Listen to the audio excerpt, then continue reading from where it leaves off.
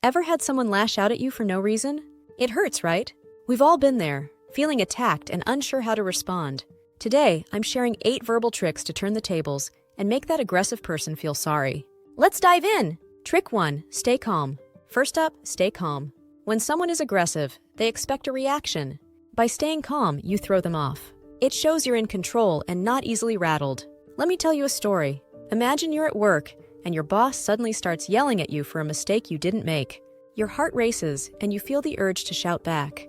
But instead, you take a deep breath and stay calm. Here's why this works. When you stay calm, it shows you're in control.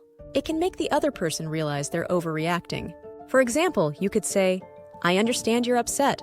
Let's figure this out together." This calm approach can make them feel sorry for lashing out and open up a more productive conversation. Staying calm is like being the eye of the storm. Everything around you might be chaotic, but you're steady and composed. This can help diffuse the situation and make the aggressive person rethink their behavior. Trick 2. Use their name. Next, use their name. It personalizes the conversation and can make them feel more accountable for their actions. "John, I understand you're upset, but let's talk this through. Let me share another story." Picture this. You're in a heated argument with a friend. They're really upset, and the conversation is getting out of hand. Instead of shouting back, you calmly say, "Sarah, I hear you. Let's talk about this." Using their name can work wonders. It makes the conversation personal and shows you see them as a person, not just an angry voice. For example, if your friend is upset about a missed plan, you could say, "Sarah, I understand you're disappointed. Let's figure out how to make it up." This simple act of using their name can make them pause and feel more connected to you. It can help calm them down and make them realize they're talking to someone who cares. It's a small trick, but it can have a big impact. Trick 3. Ask questions.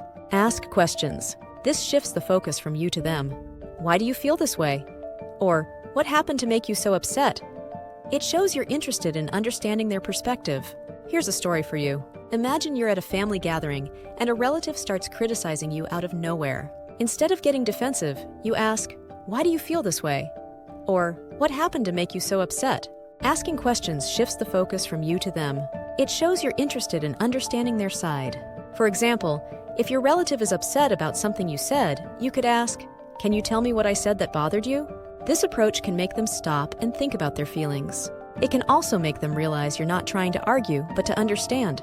By asking questions, you turn the conversation into a dialogue rather than a confrontation. This can help calm the situation and make the aggressive person feel heard and understood. Trick 4. Agree where you can. Find common ground. Agreeing on small points can diffuse tension. "I see your point about the deadline. It was tight." Let me tell you a story. Imagine you're in a meeting and a coworker is really upset about a project deadline. They're blaming you for the delay. Instead of arguing, you find something to agree on. You say, "I see your point about the deadline. It was tight." Agreeing on small points can help calm things down.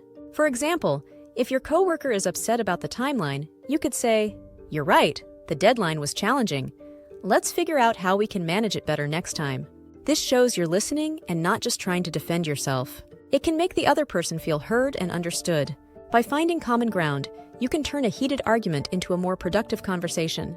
This simple act of agreeing can help diffuse the tension and make the aggressive person feel more cooperative. Trick 5. Use I statements. Use I statements to express how you feel without blaming them.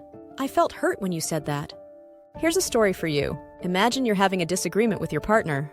They're upset because they feel like you're not spending enough time together. Instead of saying, "You never make time for us," you use an I statement. You say, "I feel sad when we don't spend much time together." Using I statements helps express your feelings without blaming the other person. For example, if your partner is upset about your busy schedule, you could say, "I feel lonely when we don't have our evenings together."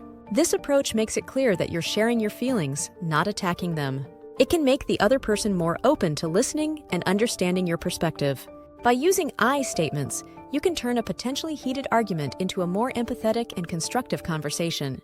This can help the aggressive person see your side and feel sorry for their outburst. Trick 6. Offer solutions. Offer solutions instead of focusing on the problem. How about we work together to find a better way to handle this? Let me share a story. Imagine you're in a group project at school, and one of your teammates is really angry because they feel like their ideas aren't being heard. Instead of arguing, you offer a solution.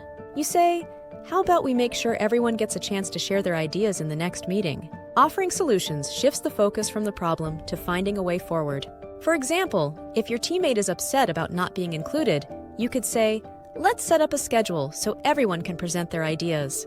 This approach shows you're not just focused on the issue, but on fixing it. It can make the other person feel like you're on their side and willing to work together. By offering solutions, you can turn a tense situation into a collaborative effort. This can help calm the aggressive person and make them feel more positive about the outcome. Trick 7. Set boundaries. Set clear boundaries. Let them know what behavior is acceptable. I won't continue this conversation if it stays hostile. Here's a story for you. Imagine you're at a family dinner and a relative starts making rude comments about your life choices. Instead of getting upset, you calmly set a boundary. You say, "I won't continue this conversation if it stays hostile." Setting boundaries is important. It shows you're not willing to accept disrespectful behavior. For example, if your relative keeps criticizing you, you could say, "I value our relationship, but I need us to talk respectfully. If we can't do that, I'll have to step away." This approach makes it clear what behavior is acceptable and what isn't. It can make the other person realize they're crossing a line. By setting boundaries, you protect yourself and show that you deserve respect. This can help the aggressive person understand their behavior is not okay and make them think twice before acting out again. Trick 8. End on a positive note. End on a positive note. Thank them for talking it out.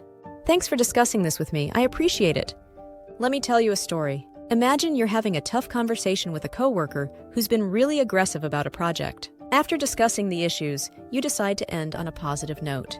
You say, "Thanks for talking this through with me. I appreciate your input." Ending on a positive note can make a big difference. For example, if your coworker has been upset about the project's direction, you could say, "I value your ideas, and I'm glad we could discuss them. Let's keep working together to make this project great."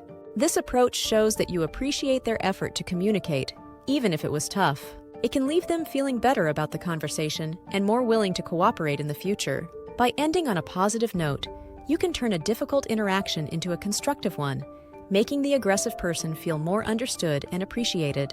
There you have it, folks. 8 verbal tricks to make an aggressive person sorry. Try these out and let us know how they work for you.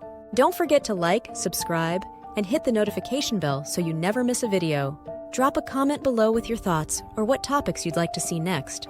Check out the links in the description for more resources. Thanks for watching and see you next time.